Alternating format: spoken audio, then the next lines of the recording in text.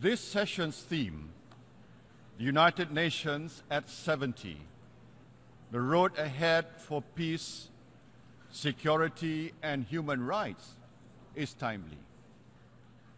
But new conflicts and threats Islamic State threaten to destroy sovereign states. I stood and called for a global movement of moderates to marginalize extremists and those who fight for extremism, for a perversion of true Islam, are one of the main drivers of the current migration crisis from the Middle East.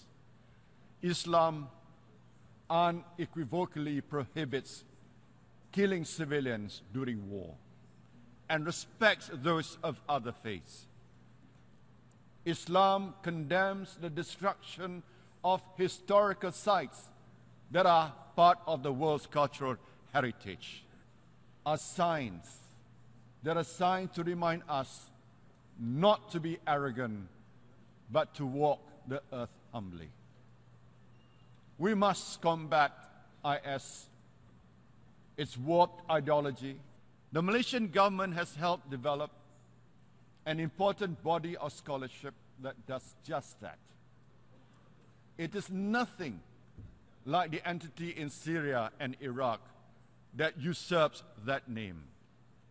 An Islamic State must defend the different peoples under its rule and preserve their religions, languages, and historic sites because God commands us.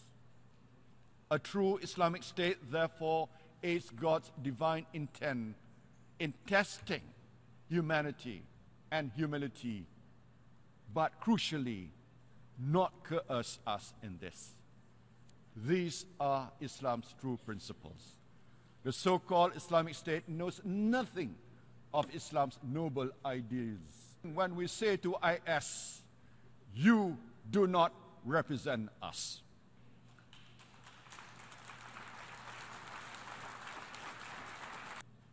Let no one doubt how seriously Malaysia regards the problem of militants. Our tireless, ever-vigilant security forces have intercepted many would-be IS recruits transiting through Kuala Lumpur. These threats are real. Forward-thinking leaders always put their people's interests first. Similar courage is needed to permanently address the injustice suffered by the Palestinians since 1948. The frustration and anger felt by the Palestinians resonates with Muslims worldwide. This dictum, known universally in all religions as the Golden Rule, could herald the dawn of a much-needed revised relationship between Muslims and Jews. We in Malaysia know how much that is needed.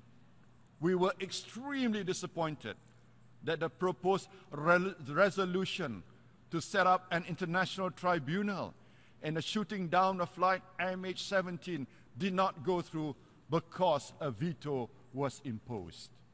Malaysia stands ready to share its experience of upholding Islam, marginalizing extremism.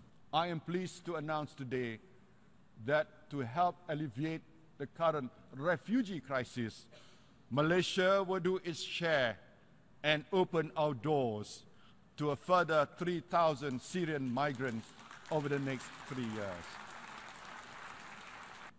People around the world cry out for our help.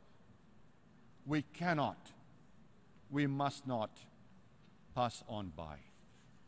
I thank you.